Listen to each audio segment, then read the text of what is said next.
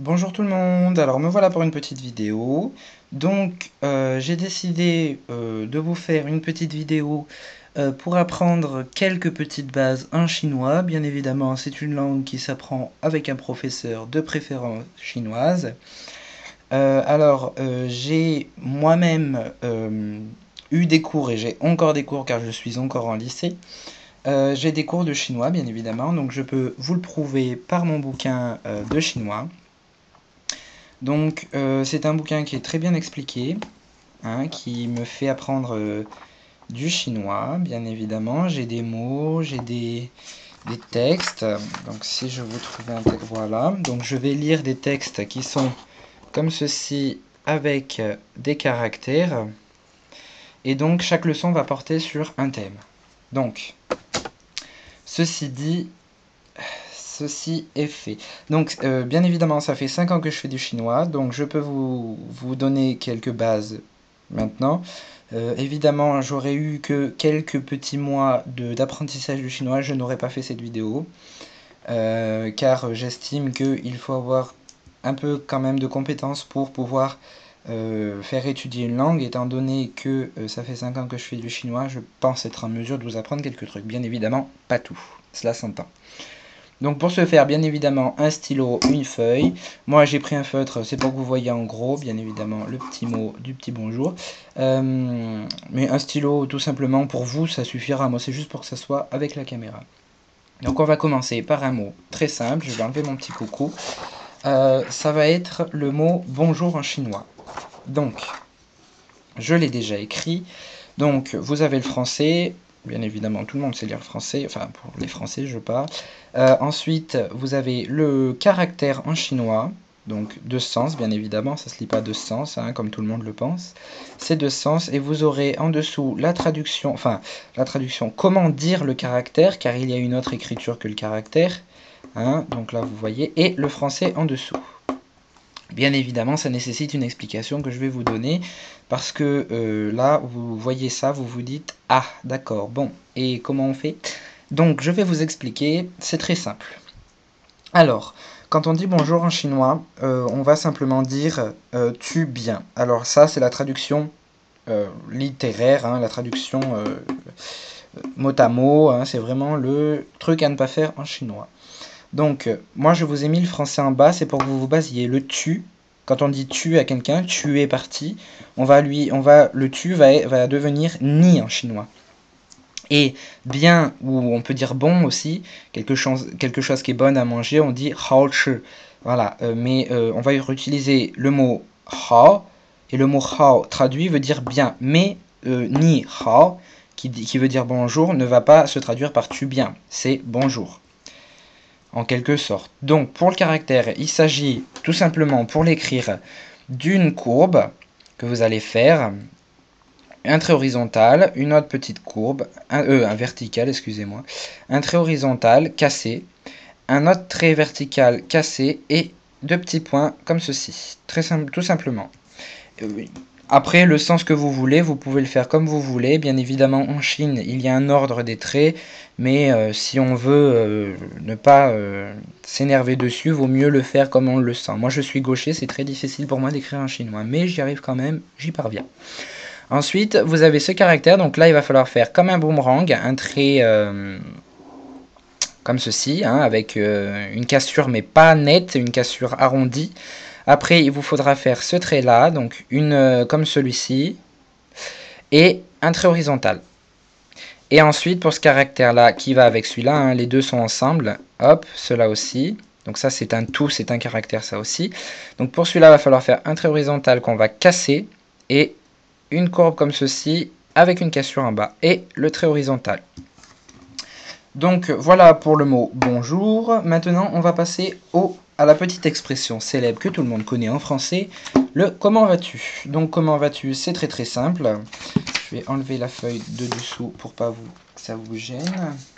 Alors, quand on dit comment vas-tu en français, on va justement dire comment vas-tu. Et en chinois, eh ben, c'est tout inversé, hein. Donc, si l'on traduit en chinois, bien évidemment, ça fait tu, bien, allez. En gros, ça c'est pas le mot aller, attention, c'est un interrogatif qui ne signifie rien en français si l'on le traduit du chinois au français. Donc, quand on va dire ni hao ma, donc tu vas bien, on va, si c'est la traduction, ça veut dire tu, ça veut dire bien, et ça c'est l'interrogatif. Cet interrogatif, alors les interrogatifs, je ne vais pas trop en parler car il y en a plusieurs. Vaut mieux être un adepte des interrogatifs parce que là il y en a pas mal. Mais celui-ci c'est le plus courant et le plus utilisé pour des questions de ce genre. Donc, quand on dit comment vas-tu, c'est ni hao ma. On réutilise bonjour et l'interrogatif ma. En fait, ça veut dire est-ce que toi allez bien en quelque sorte. Hein. Le chinois c'est un peu langage Tarzan. Mais là, si l'on traduit bien sûr normalement comme si on allait traduire autre chose, eh ben on va dire comment vas-tu tout simplement. Donc voilà. Donc ça c'était la phrase comment vas-tu. Ensuite on va faire un petit changement. Hein. On va passer aux pays. Donc, les pays. Comment on dit la Chine? La Chine, très simplement, donc pourquoi j'ai choisi la Chine? Parce que c'est du chinois, bien évidemment. Mais les pays, il faut savoir qu'en chinois, ils se disent à peu près, il y a une consonance qui sonne un peu comme le français. Bon, pas pour tous les pays, bien évidemment, mais je vais vous en dire quelques-uns. Je vais vous dire le français, à mon avis, vous aurez trouvé avant que je dise le français. Donc, pour ce qui est de la Chine, on écrit Chongguo. Donc Chongguo, c'est la Chine.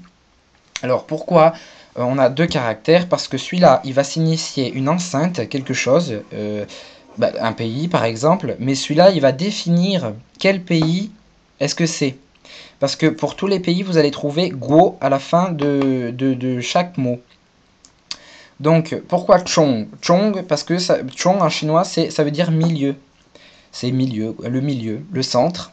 Et il faut savoir que la Chine, à l'ancien temps, c'était l'empire du milieu, bien évidemment. Donc c'est resté et c'est Chongguo. Donc quand vous avez des pays comme je sais pas, Hispania, bah ça c'est l'Espagne. Mais là vous n'avez pas Guo, justement. Quand vous allez dire le Portugal, vous allez dire Putoya. Donc ça sonne pareil que Portugal, Putoya, Portugal. Mais vous n'avez pas Guo à la fin. Ensuite, vous allez avoir des pays non plus comme ceux que je viens de citer, qui vont se dire Tunis. Ça, c'est la Tunisie. Tout simplement, il n'y a pas Go derrière. Par contre, si vous prenez la France, on va dire Fago. Donc Fago, ça sonne un peu comme France, Fago, France. Et à ce moment-là, on va mettre ce Go là. Alors, pour Fago, le Fa juste devant, donc c'est plus caractère, mais c'est un autre. Hein. Donc Fa, ça va être, ça veut dire loi en chinois. Donc le pays de la loi, pour les Chinois, c'est la France. Me demandez pas pour quelle raison. Je n'ai pas trop compris cela quand mon professeur de chinois m'a expliqué. Ensuite, on va passer au pronom personnel. Donc là, ça fait peur quand je monte la fiche, mais c'est pas du tout fait pour, parce que c'est très très simple. Donc vous avez les pronoms personnels. Alors, pronoms personnels, pourquoi? Parce qu'on ne les utilise quasiment tout le temps. Hein. En français, c'est la même chose. Donc, pour ce qui est de je en chinois, il va se prononcer wo. Donc, quand vous allez dire, par exemple, je pars en train, je vais dire wo chi, ho chi. Comprenez? Donc, cet élément-là, wo, il va s'écrire comme ceci en caractère. Donc là, vous coupez le caractère, hein, excusez-moi, je l'ai un peu écrit, voilà. Donc, c'est ce caractère-là qui est au-dessus de ma main. Ensuite, quand on va dire tu, donc tu es parti en train, ni tu, huo chi, voilà. Donc ni, on va dire ni. Le sujet se place au début de la phrase, bien évidemment, et il va s'écrire comme ceci. Donc, bien évidemment, on le retrouve dans, donc c'est celui-là, hein, on le retrouve dans Ni Hao. Ensuite, on va avoir il. Donc ça, il va se traduire. Donc là, il va y avoir une différence. Je vais mettre en parallèle il et elle, parce que il va s'écrire comme ceci. Bon, à l'écrit, hein, on remarque que c'est il, parce qu'il y a la clé de l'homme. Donc cette partie du caractère là, c'est la clé de l'homme. Et cette partie va permettre à la consonance de donner cette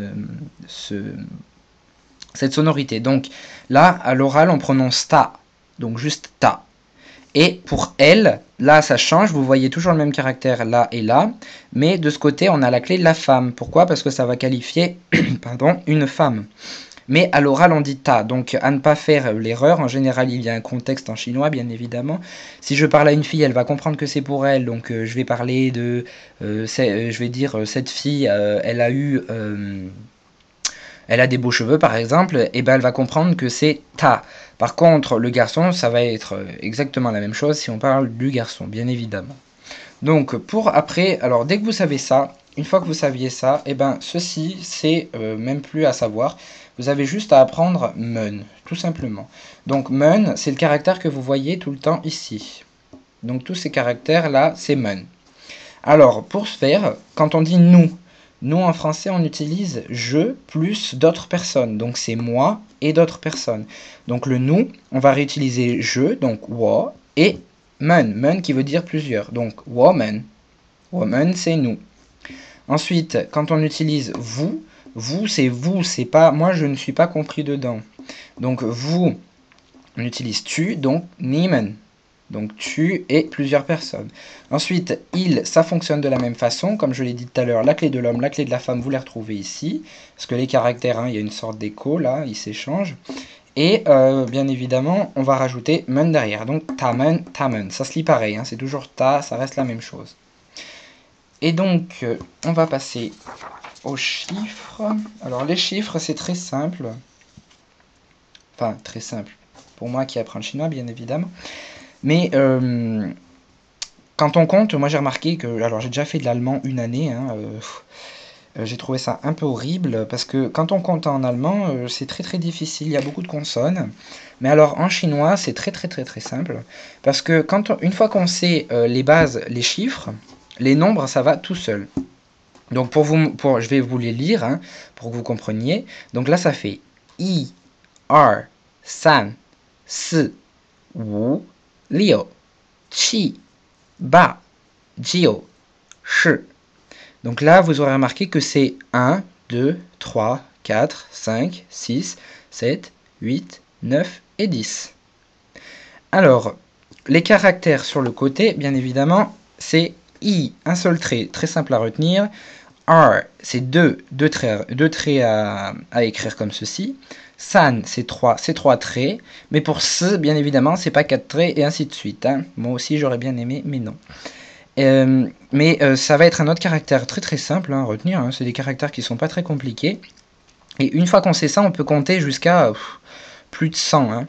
Donc, quand vous dites je vais dire 10, je vais dire ch, tout simplement parce qu'il est là. Donc, à savoir que quand je veux dire 11, je vais reprendre le ch, parce que je vais dire 10, 1. Donc je vais dire ch, i, ch, r. Donc ch, r, c'est 12. Ch, san, 13. Ch, si, 14. Ch, wu, 15. Ch, liu, 16. Ch, chi, 17. Ch, ba, 18. Ch, jiu, 19. Et alors pour dire 20, je vais pas me contenter de dire che, bien évidemment, hein, je vais pas répéter deux fois. Mais je vais à ce moment-là prendre R et ch. Là, j'inverse, je fais R, ch. Vous compreniez? Donc, quand je veux dire 21, je vais dire R, ch, i. R, ch, r. R, ch, san, ainsi de suite. Là, ça va me faire 21, 22, 23. Donc en fait en chinois après la suite hein, c'est pareil, san shi c'est 30, se shi c'est 30, wu shi c'est en fait c'est par exemple si je dis wu shi ça fait 5 et 10. 5 10 pour eux c'est 50. Donc wu shi, liu shi, qi shi, ba shi, jiu shi etc. C'est très très simple à retenir pour les chiffres. Ensuite, vu que c'est la fin de la vidéo, je vous propose un petit caractère pour dire au revoir, tout simplement. Donc, on dit zaijian. Donc, zaijian, c'est par excellence au revoir, bien évidemment. Mais ce sont deux caractères qui veulent dire revoir. Alors, celui-là, c'est voir. Et celui-là, c'est comme si on voulait dire re, parce que là non plus, ça ne se traduit pas mot à mot. Donc, moi aussi, je vais vous dire zaijian. Donc, je vais vous laisser noter ceci si vous voulez, tout simplement. Et je vous dis zaijian.